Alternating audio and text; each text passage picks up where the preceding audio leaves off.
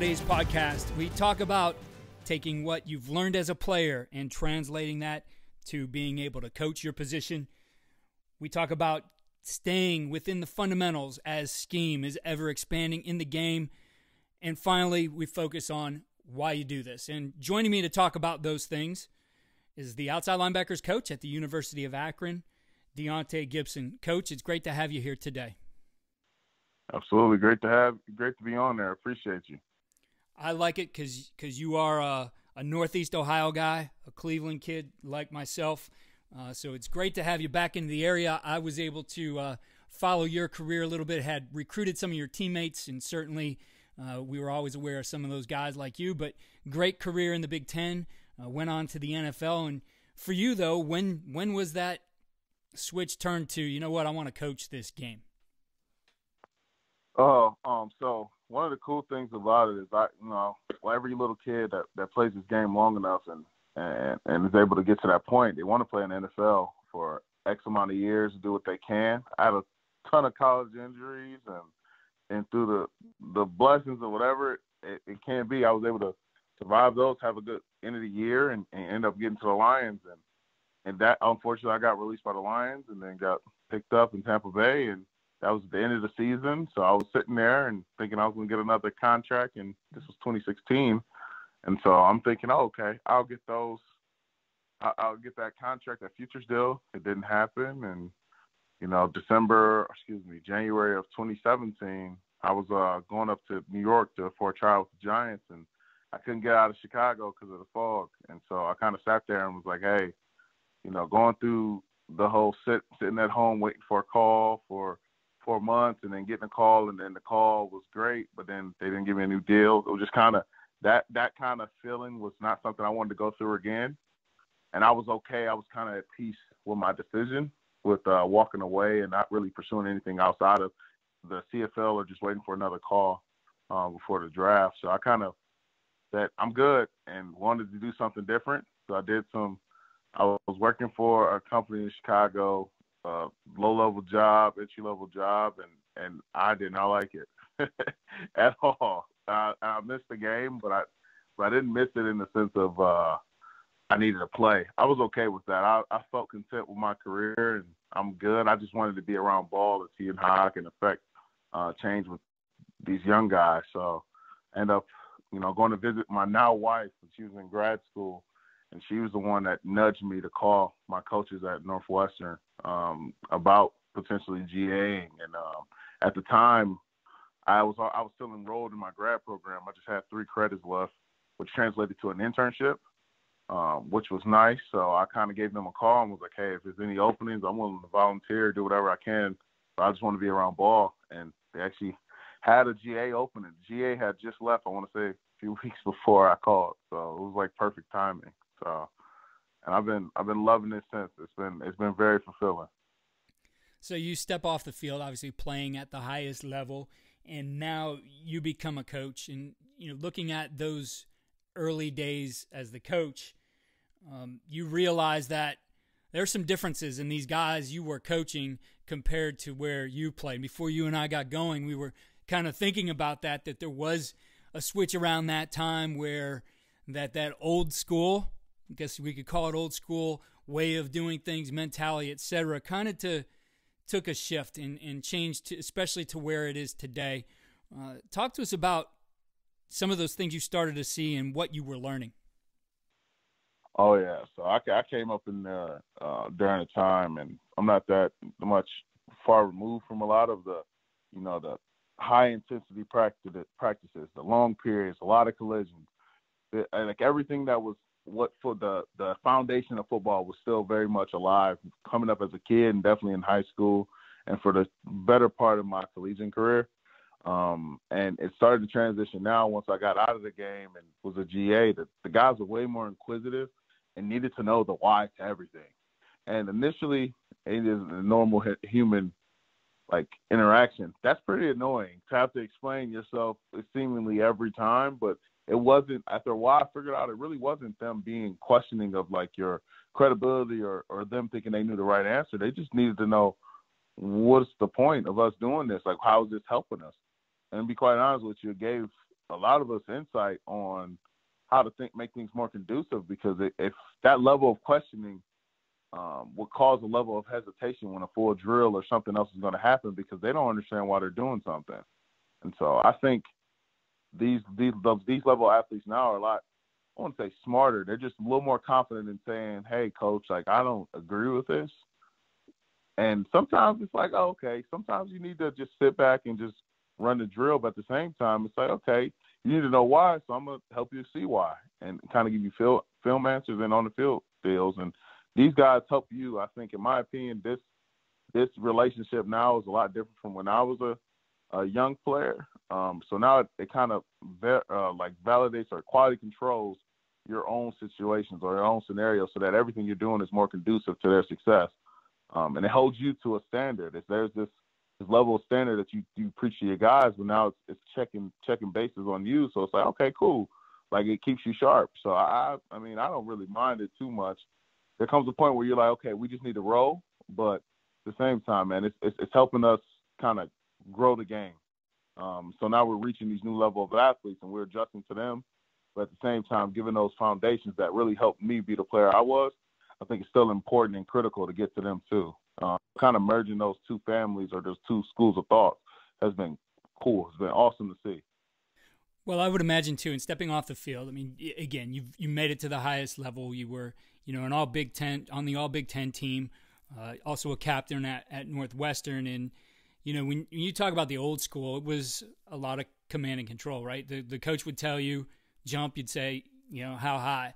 Now they tell you jump, you say why, right? So knowing that there's going to be a lot of why, I guess would help you remove some of, what a lot of young coaches, especially those who played at the highest level, go through an expert blind spot. Things just became inherent. This is how you do it. I can feel it. I know it.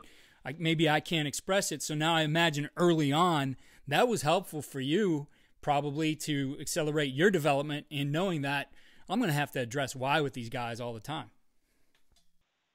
Absolutely. It was cool to see the game from a lens that I obviously never got a chance to see through. Going back to my alma mater, it was guys on the team that I played with. Shoot, two of my best friends were still in the program. So, like, I got the opportunity to coach two of my best friends, and that was great. And the thing that I learned about them is just how they saw the game. I didn't realize it as their teammate and as their friend, how there were some things that they didn't understand why we were doing things. So it kind of, again, like you talked about, that blind spot, because you know how to dip and bend the corner, how to resurface on guys, how to understand angles, how to see, okay, this guy's doing this with his foot when he's going to pull, or he's doing this when he's going to have to down block, or whatever it may be, when he's a vertical setter, how he's going to set, when he's going to punch, like how you can time it up. There's things that innately you believe everybody should see, but they don't. And so it makes you really check yourself. And to be honest with you, before I got into it, the industry, man, I act like I was a novice. Like, I didn't know anything, because I think coming in with a level of arrogance that I knew how to I knew how to coach the defensive line because I played it here. That would have really hindered my development. So I went in truly like a novice. So I just wanted to know and learn how to reach people. And I think connectivity is huge as a teacher. So, I mean, you can know everything in the world, but if the person you're supposed to teach it knows nothing, then that means that doesn't do anybody any good. So finding a way to connect with those guys was huge. And finding my vehicle of connection was something I worked through for 2 years at Northwestern and kind of carried it through to me now. And, man, I have some good people in my corner that kind of set me straight and got me together, and then had a lot of honest conversations with people on how to do this the right way, and it's been great. You talked to me before we got going about being able to be in a position as you are to really make an impact. Talking about that connectivity with the guys who are in your room and being able to be that role model, not only as a coach, but as a person, right? That example of a guy who's made it, but also now has, a position of authority to develop other people. That's been a big part of, realizing that and creating the opportunity both for yourself and for your players to really develop to the full potential. Talk to us about that a little bit. Yeah, man. it's pretty crazy because the first thing, it's happened every time that I've gotten with my new group of guys, and the first thing the guys do is they kind of size up their coach. I mean, I did it as a player. I looked at my coach. I was like, this dude played running back in college. And how you going to tell me how to play D-line? At least initially, in my young little dumb 18-year-old mind, it was like you do that initial size up thing that happens. It's not in the level of disrespect, but you just kind of just want to see like where they stand, and until they kind of verify that, yeah, you came here for a reason. So the guys do that with me. I think initially, just because of how I'm built, they're like, okay, he looks like he played the position. He looks like he'll be super intense type of deal. And then they kind of do their research and they come back and then they ask questions. And then from there, it's just, for me, I don't want any of my guys to be me. Like, I'm only me, and I got taught from XYZ, and I got some pretty cool genetics from my family. So I can't like translate a lot of stuff that I did over to them. I can just kind of meet them halfway how to process what they do great, and kind of go from there. The one thing I try I never use examples of myself, and anything that I do for how to resurface on blocks or do anything in general, I never show that on purpose, because I don't want them to see that. I want them to know that happened, but I don't want that to be a part of my coaching deal as well, if that makes sense. Because I kind of like having those two separate worlds, because I know how to help get those guys to where they want to get to, but then at the same time, I don't want them to think I'm telling them I want them to be like me, and I'm not trying to relive my glory days through them all the time either. When you do get out on the field, though, being a relatively young guy, still in shape, able to do some of those things, especially early on, how has that been advantageous for you to be able to demonstrate and show them exactly what that looks like on the field? Yes, that's been huge, because it helps clarify the drill or clean up the drill demonstrations a lot better for them. Because I'll explain something verbally in a meeting, and then I'll go on the field and show them.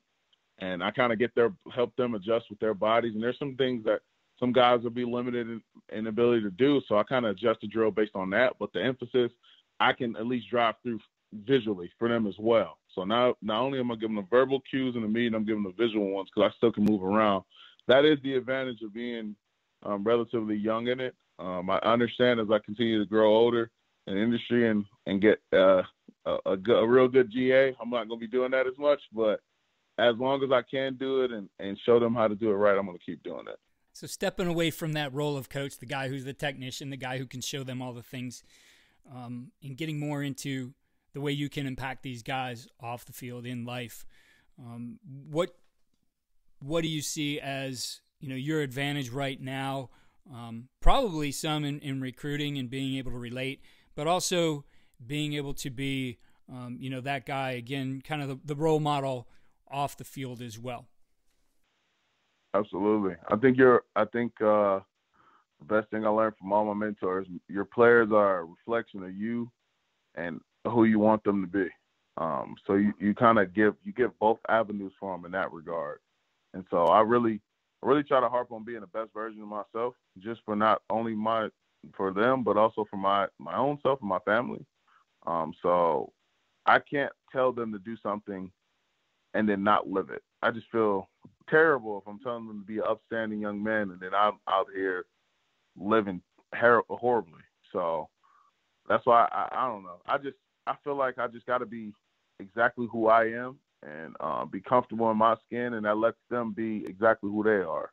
And I always want my guys to be upstanding. I think that's the biggest thing in this industry, is just not to lose sight in the fact that football's going to end for them someday. And so if the only thing they got from you is how to be a good football player, you didn't do them a service. You did them an extreme disservice. More than ever, information is available. It's funny, on Facebook the other day I saw a picture from Nate Moore, who's at Matchland, Washington. It was an empty bookshelf. And the caption he put on is, I bet a lot of young coaches don't know what this is, right? We had to learn from the little resources we could find, right? Books, VHS, I'm really dating myself, VHS tapes, then DVDs. Now you could get on the Zoom calls every single day with somebody across the country. If you want to talk ball, there's someone to talk ball. If you need to get to somebody, it's pretty easy to do right now. If you want to find resources, they're all over the internet. So knowing the what is pretty easy. How do you balance that with the how? Some of the things that you work on every day, whether that's your everyday drills or the everyday skills and techniques that you need to teach, finding that balance between scheme and technique. Yeah, I think I think the biggest thing is because you have so much access, it also can redirect you into some of the more incorrect or proper teachings of things. I think you have to be rooted in some level of foundation that only can be had via the old school. You kind of, like I said before, you kind of got to merge the old school with the new school mentality. You got to go see people, and you got to find a way to, okay, if this coach is here and he's wanted to connect, you got to find a way to do it, and go through the avenues that way, and then utilize all this access that you have to drills and all the guys that teach ankle flexibility, immobility, PTs, and you kind of merge all your school of thought with that. Yeah, absolutely. But I think it's the biggest thing is you gotta know what you want to get out of it. If what you're trying to look for in a summer is how to improve pass rush, then calling up the biggest names in the industry, yeah, that'd be great. But like the likelihood of getting to them is going to be pretty low. So you're going to run yourself rabbit, and then just going off all the drills that Aaron Donald's doing and all those high level pass rushers, that's not going to lead you anywhere either. I think the biggest thing is you got to network with people within realm and within reason that can help you get to where you want to get to, which shouldn't be too difficult because, like you said before, we can connect with anybody for the most part. But I don't know, man. I think you got to really understand. You got to have a plan for what you want to do, and then taking in small bites. And you might have to get in your car and go see some people. I mean, it's almost too much information out there because it leads people down the wrong way. I mean, as much as everybody would love to, I mean, it's only one Aaron Donald in the world. And the next Aaron Donald probably ain't going to come for the next 15 years. So we all can keep calling these new kids the next this, that, and the other, but it's only one. So thinking we can just mimic that all the time I think it's semi-lazy, and it's also a false sense of hope, and it puts a lot of pressure on these kids. And it puts too much pressure on coaches, too, to kind of replicate those sort of deals. So I think taking things in small bites with all this access information is really key. When you look at all the things that you can do as a coach then, and I think you look for same as, right? So that, all right, we're going to have these set of games. We're going to talk about those in a little bit, but boiling those down to, in order to get this done right, these are the techniques we need to work at, and these are the drills that help us accomplish that. How do you look at all those new things you might be able to bring in, some wrinkles you might add, to still keeping that within something that's very manageable to teach your players and start to perfect within them? Absolutely. I think a lot of coaches got to trust what they do and just kind of fine tune their own set of tools. And then when things start to get stagnant, like as you kind of prefaced there, then you start to reach out to some of the people that help get you to where you are. And then for me personally, man, I talk to young coaches. Like I'm a young coach, but coaches that are really young in the industry, that are some guys that are really film grinders. And I talk to them, man, and try to figure out, okay, what do y'all do? And I talk to some of my best friends that still play. Like, what do you guys do? How are you guys teaching games? How are you guys teaching pass rush? How are you guys teaching striking? Like, what are some of the things you do? And then a lot of drills are very similar, but there's a little bit of a tweaking and implementation that usually I try to grab and make it my own in the sense of making it applicable to the players. So I think that's where you kind of meet the access information with a little more direction. I think trusting what you have is great. Unless what you have hasn't been working, then yeah, you got to scrap it and start over in a sense. But a lot of the time it's just fine tuning what you already do and giving some visual evidence or just even whatever kind of evidence that you can get to show that you're on the right path. I think it's huge. And at the end of the day, I read a lot of stuff on mentality and leadership and confidence and how to boost those within your players, because it's So we all know it's not what you know, it's how you run it. So, what's been your favorite takeaway from all those things you read? Something that just comes to mind right now that, in being able to lead, this is a piece that really resonated with me.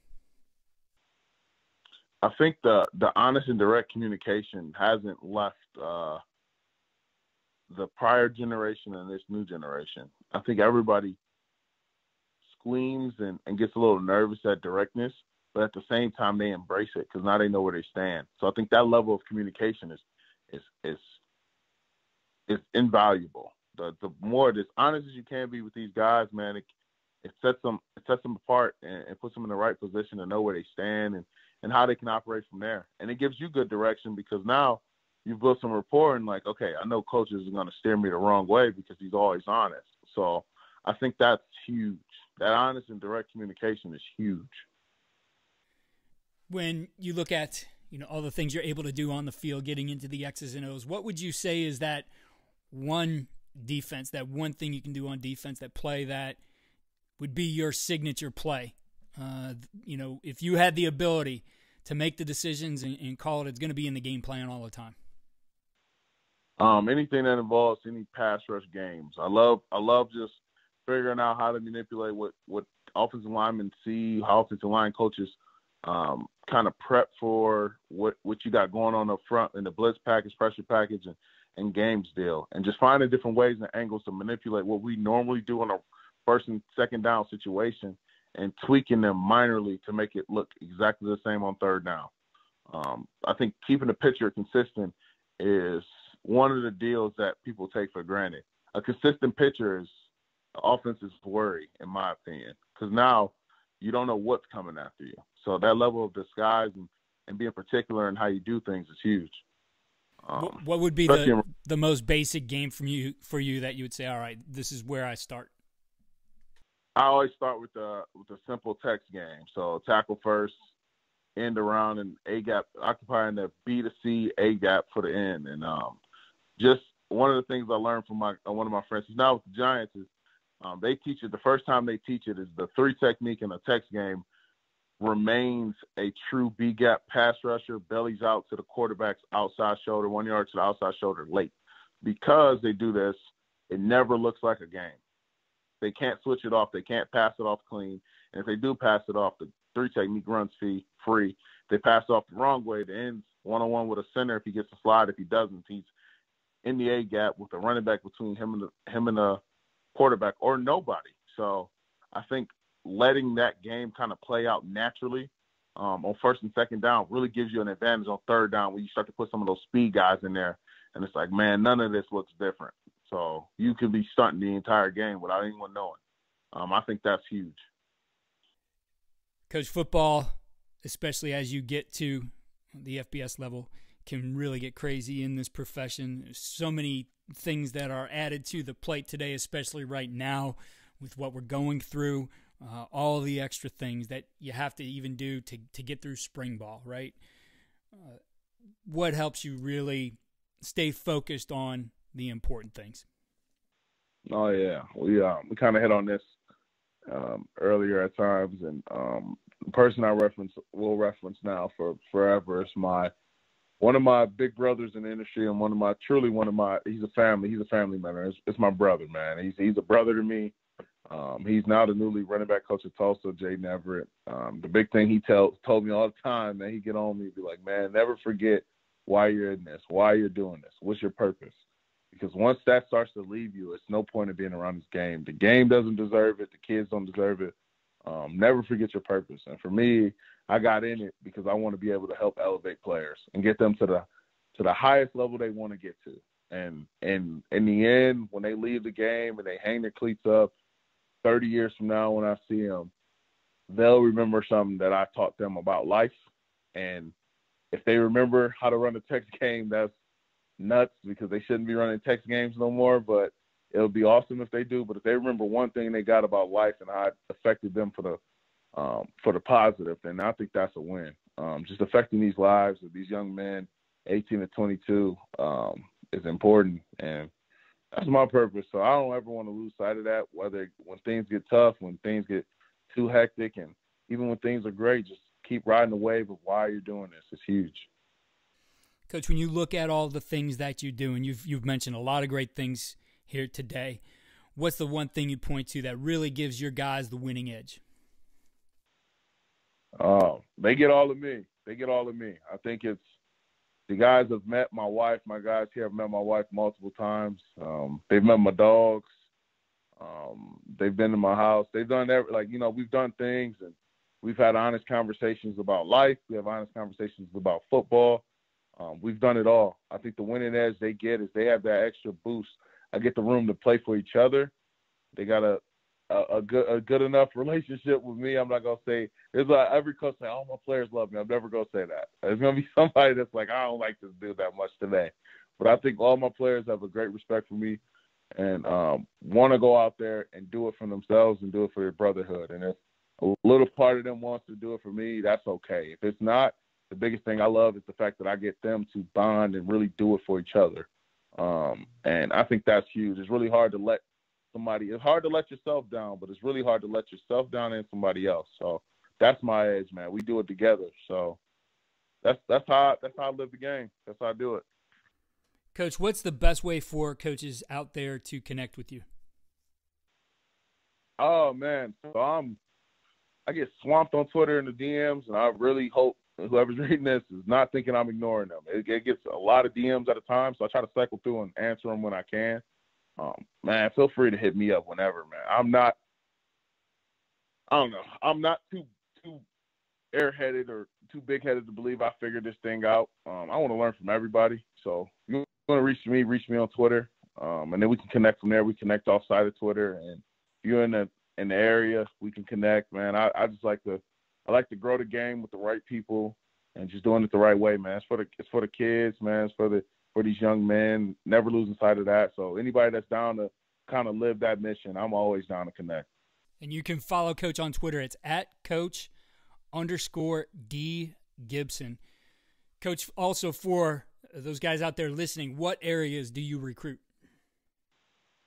I'm in Northeast Ohio, recruiting area guy. I got Southern Ohio, primarily Dayton. And in my previous stops, I've had connections in Indiana and Kentucky. So I still got some good relationships and guys in those areas. So primarily Ohio guy, but, I got love for everybody that wants to play ball for me as well. So I'm here to connect with everybody. Coach, I really appreciate you taking the time, and best of luck to you and the Zips in 2021. Thank you so much. Appreciate the opportunity. Thank you again for listening to the Coaching Coordinator Podcast. Please, if you are enjoying the podcast, head over to iTunes or Spotify and click 5-star for a rate. If you have a minute, write a review. It really helps the podcast. Check out our new home for the Coaching Coordinator Podcast. That's at coachandcoordinator.com. And follow me on Twitter @Coach K. Grabowski.